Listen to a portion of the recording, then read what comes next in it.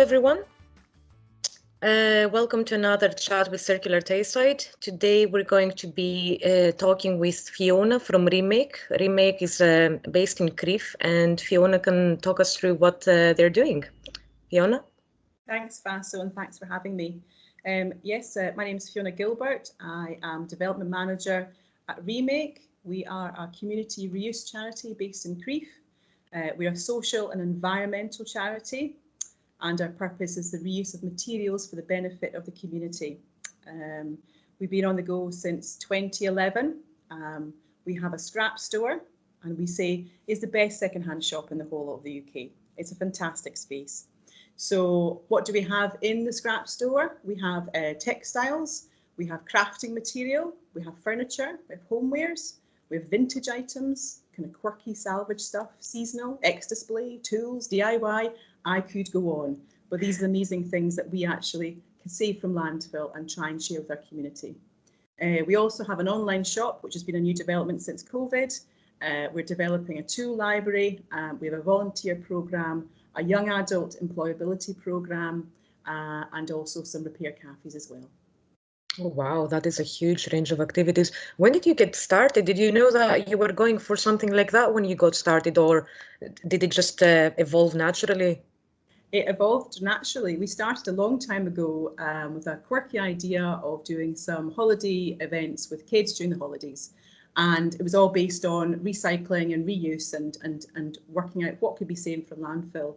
And as we grew and as we had more staff come on board and develop more projects, then we realised actually we could embed ourselves much more in the community by sharing the stuff that we received and couldn't bear to throw out and couldn't bear to send to landfill.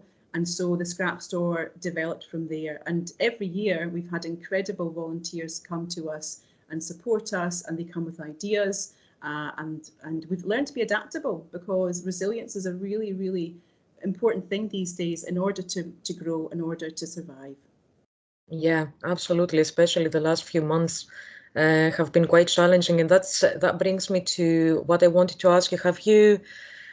How have you dealt with the whole COVID thing? It must have been quite challenging for your premises, for your shop.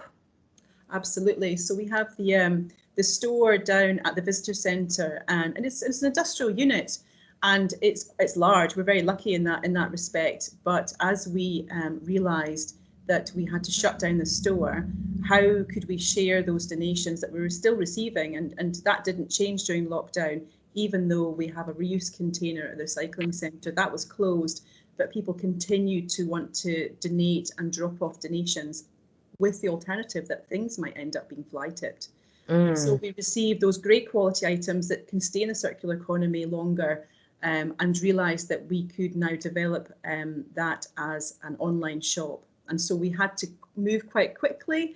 None of us are online developers, none of us have that experience, but with the support of our trustees, we were able to look at a new way of rebranding our website, embedding the online store on there. That's remakescotland.co.uk, and there's a shop section there. And we trialled a few things. We tried the Facebook shop, marketplace, and we tried that.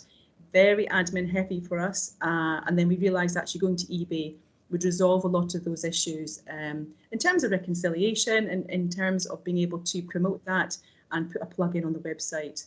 So that was a great development. And it was, in all honesty, was quite a frightening development for us, because we'd never moved that quickly and always intended to do it.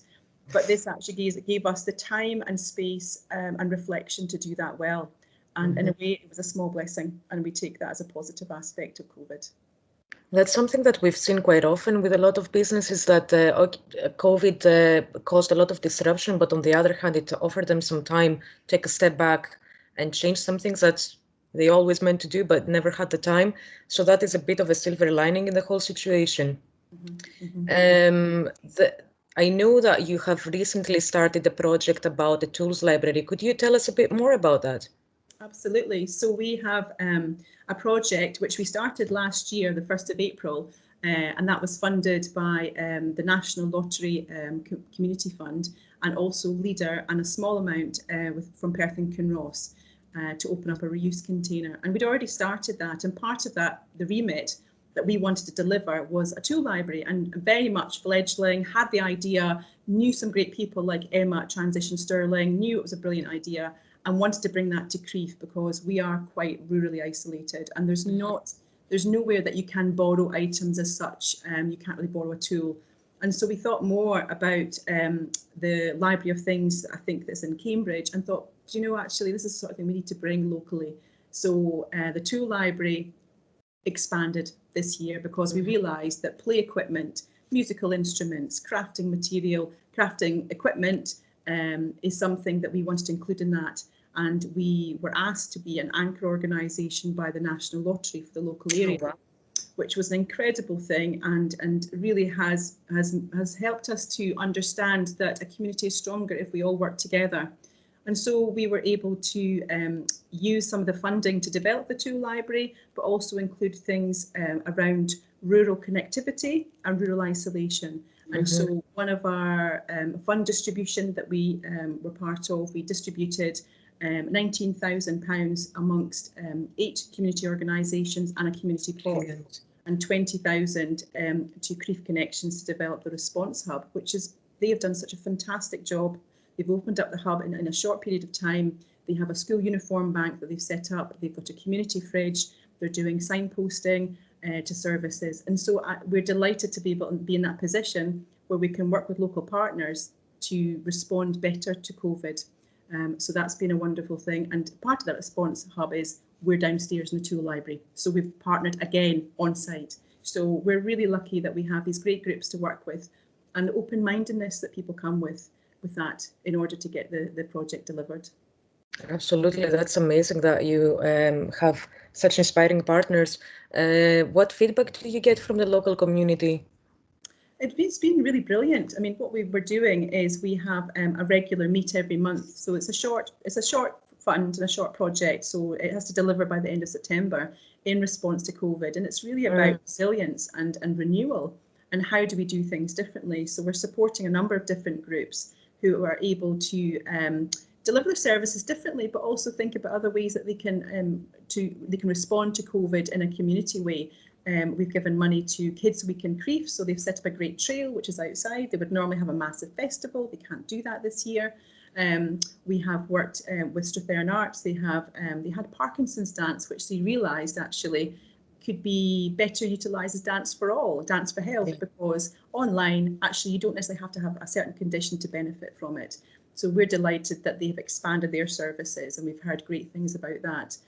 Creative Crieff, they're setting up a community radio station, which is fantastic. Oh, wow. So that's when we gave a good chunk of money to them, and they have an app that's going to be developed, and that will be available online, and you can be anywhere in the world to listen to that. So for them, that's pushed them forward to get their project delivered a wee bit sooner than they expected. So the feedback we're getting is they're doing great things, and grateful for the opportunity to get some funding to make a difference during this time. Yeah, that falls exactly within what we've been trying to say since the beginning of lockdown, that there's going to be a chance for a green recovery.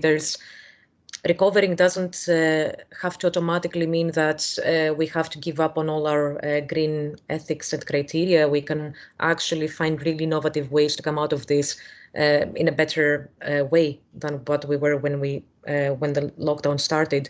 So that is really, really inspiring.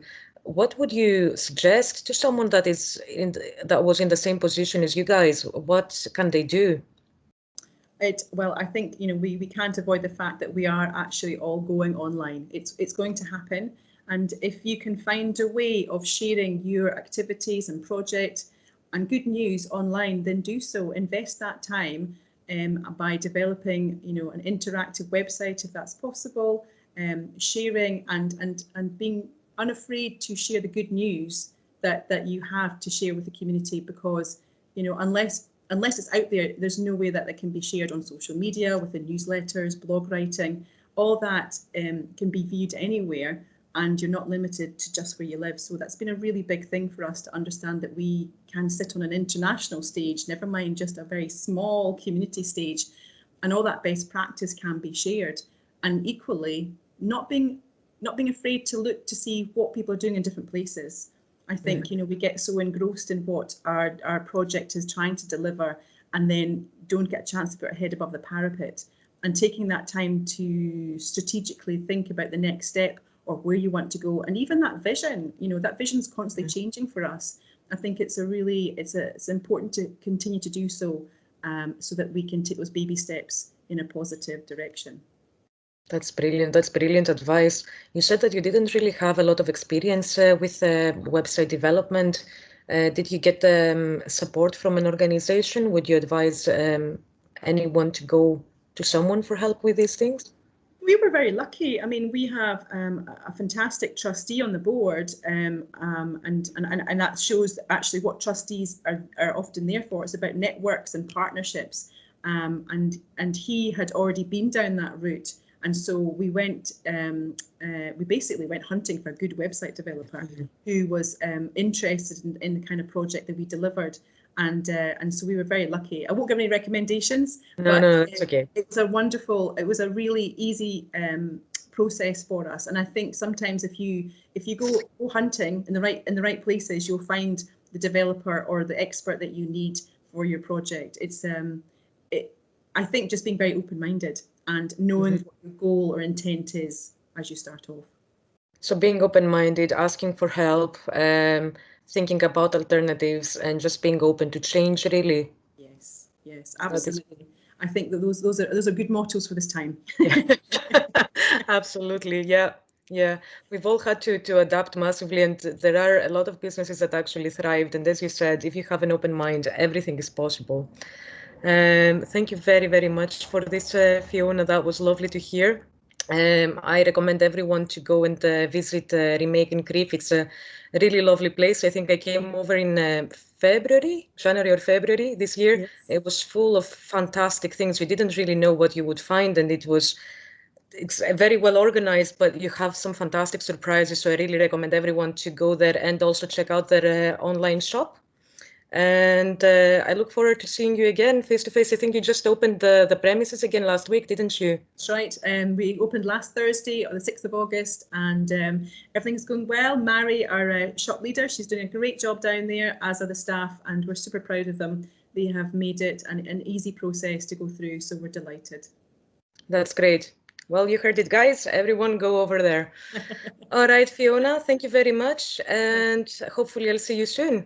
Excellent. All right, you take care. Thank you. You too. Bye.